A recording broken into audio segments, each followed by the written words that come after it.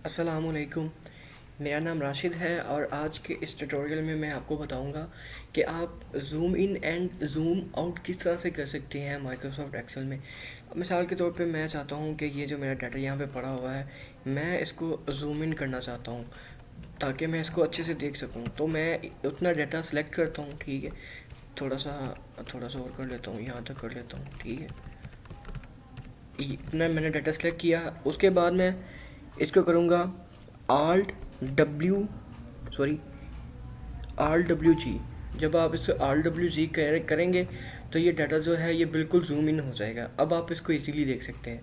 और उसके बाद आप व्यू में चले जाइए। व्यू में जाने के बाद आप इसे अगर यहाँ से कर देंगे जूम टू सिलेक्शन, इसको अगर 100% कर देंगे तो ये बैक चला जाएगा। अगर आप ये डाटा को सिलेक्ट करके दोबारा से जूम कर देंगे जूम टू सिलेक्शन, तो ये इस तरह से जूम हो जाएगा।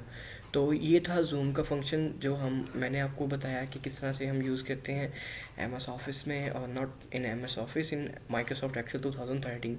तो यही था आज का ट्यूटोरियल जो मैंने आपको बता दिया। इसके अलावा ये कहना चाहूँगा कि मेरे फेसबुक पेज को लाइक कीजिए, मेरी वीडियोस को वहाँ से भी देख सकते हैं, और डेली मोशन मैथ चैनल को भी सब्सक्राइब कीजिए, फॉलो कीजिए, वीडियोस को वहाँ से भी देखिए। तो ठीक है, फिर मिलते हैं नेक्स्ट ट्यूटोरियल में। शुक्रिया।